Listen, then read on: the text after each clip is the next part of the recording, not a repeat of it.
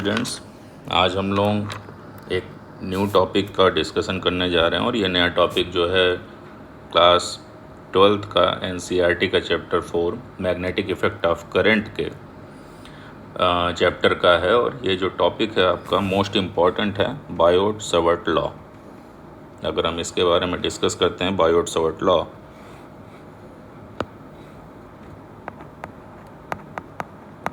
बायोट-सवर्ट law. सबसे पहले कुछ बेसिक कॉन्सेप्ट समझ लेते हैं।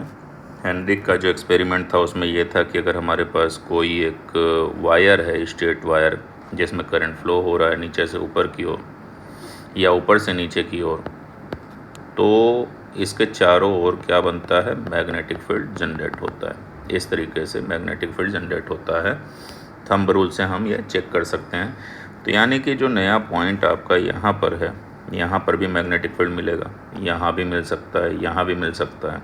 वो डिपेंड करता है कि कितना दूर पे आप मैग्नेटिक फील्ड का इफ़ेक्ट निकालना चाह रहे हैं। तो ये पता चला कि कोई भी वायर है उसके चारों ओर मैग्नेटिक फील्ड बनता है। और वो कब पता चलता है, जब हम वायर में नीचे से ऊपर या ऊपर से नीचे करंट फ्लो कराते हैं और करंट फ्लो कराने के बाद यहाँ पर एक कंपास लेके चले जाते हैं।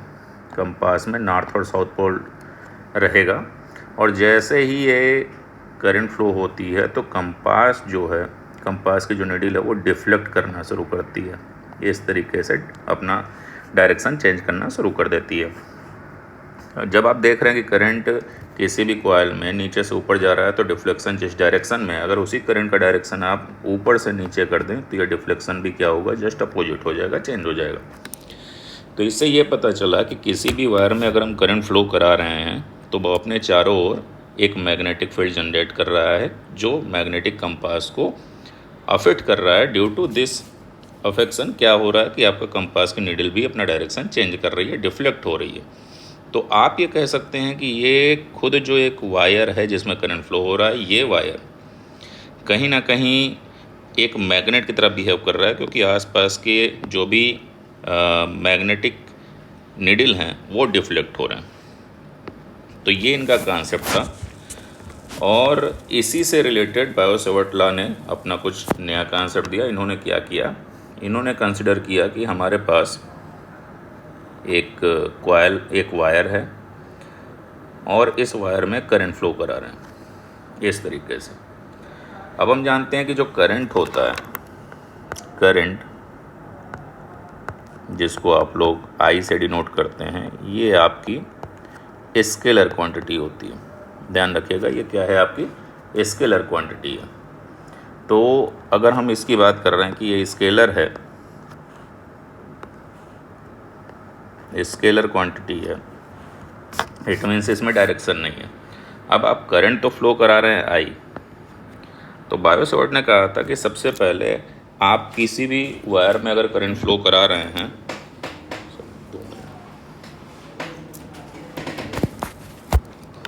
अगर आप किसी भी वायर में करंट फ्लो करा रहे हैं तो ये पूरा वायर, सपोज अगर ये वायर L लेंथ का है तो इस तरीके से L लेंथ का पूरा वायर कभी भी मैग्नेटिक फील्ड, मान लेते हैं इतनी दूरी पर यानी R डिस्टेंस पर आप क्या कर रहे हैं, मैग्नेटिक फील्ड का इम्पैक्ट निकालना चाह रहे हैं।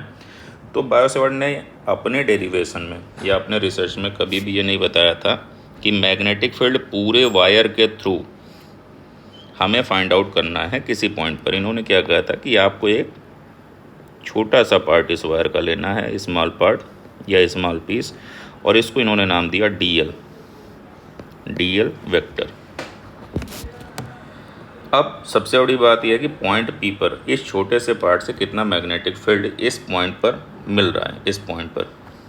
और ऐसे छोटे छोटे कई पार्ट हो सकते हैं और हर एक पार्ट में small amount of current flow करते हुए मिलेगी। अब ये स्मॉल अमाउंट की करंट से ध्यान रखिएगा कि इन्होंने कभी भी करंट का डायरेक्शन नहीं लिया, क्योंकि करंट का वैसे भी डायरेक्शन होगा नहीं, क्योंकि करंट क्या है, स्केलर क्वांटिटी है। तो इन्होंने क्या किया कि जिस डायरेक्शन में करंट फ्लो हो रहा है उसी डायरेक्शन में इन्होंने डीएल नाम का एक वेक्टर एलिमेंट ले लिया। ये आपका डीएल है, ठीक है। इसको इन्होंने क्या कहा, करंट करंट एलिमेंट इसलिए क्योंकि यहाँ पर अगर हम ध्यान से देखें, ये जो करंट एलिमेंट है, इस करंट एलिमेंट को इन्होंने नाम दिया DL। DL आपका सेम उसी डायरेक्शन में डिनोट किया जाएगा जिस डायरेक्शन में आपकी करंट फ्लो हो रही है। तो बड़ी ही चालाकी से इन्होंने क्या किया, करंट का डायरेक्शन ना होते हुए उसी डायरेक्शन में एक DL को ले लिया, और ये DL क्या है, इसी वायर का एक छोटा सा पीस है। ये DL क्या है, इसी वायर का एक छोटा सा टुकड़ा हो गया, पीस हो गया। अब ध्यान से देखा जाए तो इस DL से R जितनी दूरी पर आप मैग्नेटिक फील्ड निकालना चाहते हैं उस दूरी तक कुछ ना कुछ एंगल बन रहा है। उस एंगल का नाम इन्होंने थीटा कर दिया, ये रहा थीटा। अब अकॉर्डिंग टू बायो-सैवर्ट अगर देखा जाए तो इन्होंने क्या बताया था कि जो मैग्नेटिक फील्ड, जो प्रूविंग है इनकी, वो बताया था कि जो मैग्नेटिक फील्ड इंटेंसिटी होती है, magnetic field intensity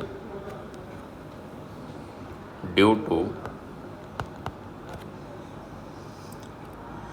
current element या लेंथ DL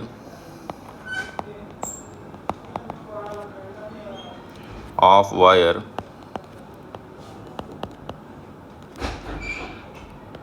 DB, जो मैग्नेटिक फील्ड यहाँ लग रहा है उसका इन्होंने भाई स्मॉल अमाउंट ऑफ करंट इसमें मिलेगा, और उस स्मॉल अमाउंट से यहाँ पर मैग्नेटिक फील्ड की वैल्यू भी क्या होगी, स्मॉल होगी, DB।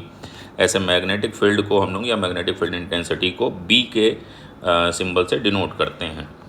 अब इन्होंने जो बताया कि मैग्नेटिक फील्ड होगी कितनी, इसका वेक्टर फॉर्म इन्होंने लिखा कि वेक्टर फॉर्म, फिर इसको बाद में हम कन्वर्ट भी करेंगे स्केलर में। Vector form DB is equal to μ0/4π, ये कांस्टेंट है। जैसे आपका इलेक्ट्रिक फील्ड में कांस्टेंट था 1/4π एप्सिलॉन नॉट, वैसे यहाँ भी है μ0/4π I DL vector into R vector total upon R³। यहाँ पर मैग्नेटिक फील्ड का डायरेक्शन है, बट वी नो दैट, हम ये जानते हैं, अगर ध्यान से देखें तो ये हमने क्लास 11th में वेक्टर का कुछ फॉर्म पढ़ा है कि सपोज अगर आपके पास vector A cross vector B है तो आप उसको लिख सकते हैं AB sine theta. As it is, अब हम क्या देख रहे हैं कि हमारे पास क्या है, हमारे पास है वेक्टर DL इंटू R, तो ये आपका हो जाएगा DL into R into sine theta, same फार्मूले से।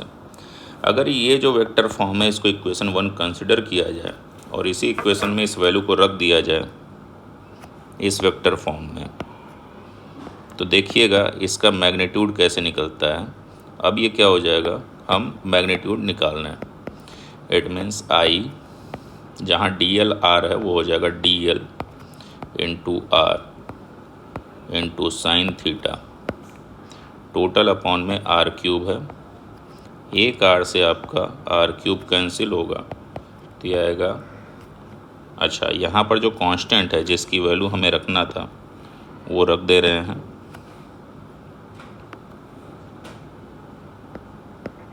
μ0/4π। तो यहाँ पर आपको क्या करना है कि μ0/4π तो एज इट इज रहेगा। अब ये हो जाएगा IDL sine theta upon R²। ये जो फॉर्म है, ऊपर तो आप देख रहे थे वेक्टर फॉर्म, ये जो फॉर्म आया magnetic field is equal to, अगर हम यहाँ देख रहे हैं मैग्नेटिक फील्ड की वैल्यू, तो ये मैग्नेटिक फील्ड की जो वैल्यू है DB, ये किसके बराबर आ रहा है आपका, μ0/4π इंटू IDL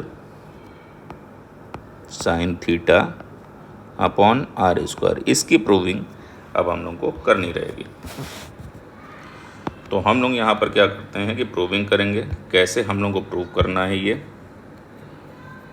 तो सबसे बड़ी बात है कि इन्होंने बताया था बायो-सैवर्ट ने कि जो मैग्नेटिक फील्ड होता है, ध्यान से समझिएगा, जो मैग्नेटिक फील्ड होता है वो डायरेक्टली प्रोपोर्शनल होगा किसके? करंट के। ये आपका इक्वेशन 2। और इसके बाद जो मैग्नेटिक फील्ड है वो बढ़ेगा जब आपकी लेंथ बड़ी हो, और मैग्नेटिक फील्ड डायरेक्टली प्रोपोर्शनल होगा साइन थीटा के। ये ध्यान रखिएगा, साइन थीटा के।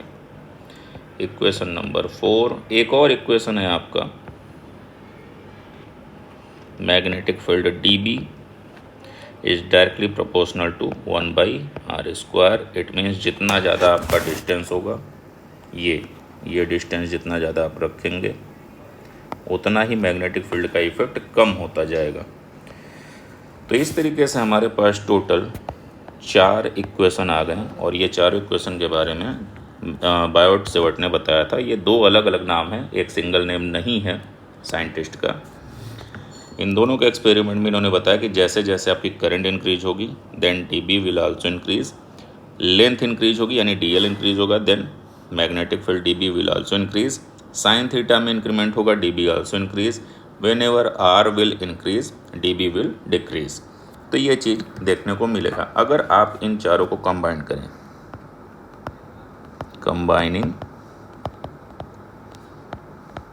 इक्वेशन 1, 2, 3 एंड 4, अगर कंबाइन करते हैं तो लेफ्ट साइड में जहाँ जहाँ आपका dB है वो सिर्फ एक बार हम राइट करेंगे, और राइट साइड में हम देख रहे हैं I into DL into sine theta into 1/r²। ये सभी कंबाइंड होकर के इस तरह से राइट किए जाएंगे।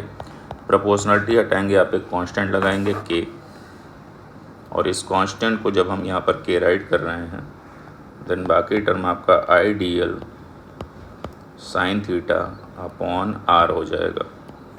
यही कांस्टेंट आपका लिखा जाता है μ0/4π IDL sine theta upon r²। ये आपका जो टर्म दिख रहा है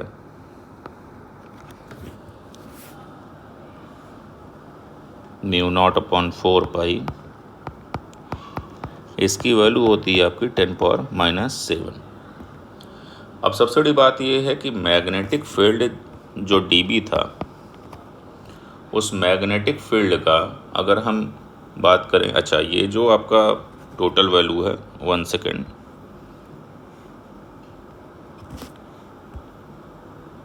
ये जो आपकी जो टोटल वैल्यू है 10⁻⁷, इसका जो यूनिट है वो है Nm/A²।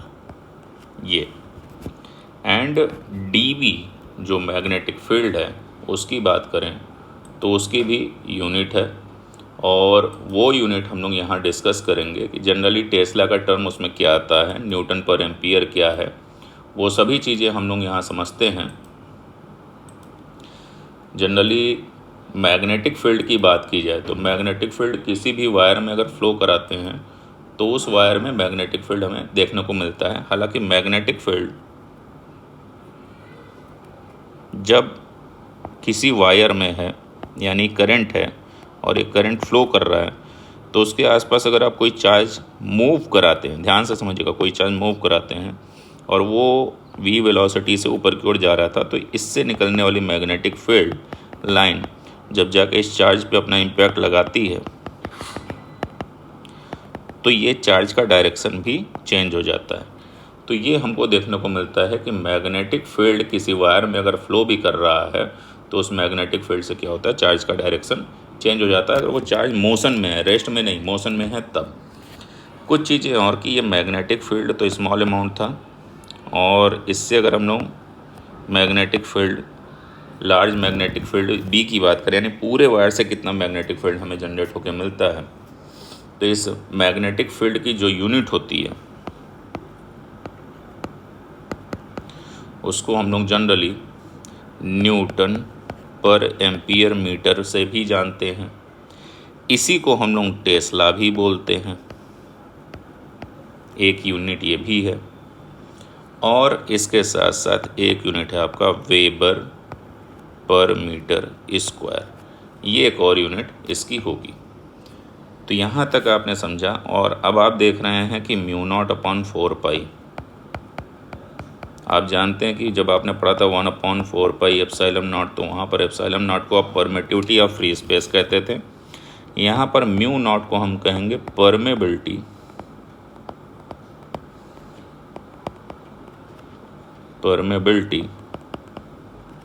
ऑफ फ्री स्पेस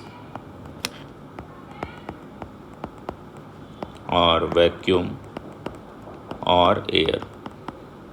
तो यहाँ तक आपका ये कॉन्सेप्ट क्लियर हुआ कि बायो-सैवर्ट लॉ है क्या। अच्छा, इस चैप्टर से बायो-सैवर्ट लॉ या फिर एम्पियर सर्किट लॉ दोनों ही क्वेश्चन पूछे जा सकते हैं।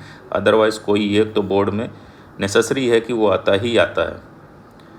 मिलते हैं हम लोग नेक्स्ट लेक्चर में नए वीडियो के साथ। Thank you.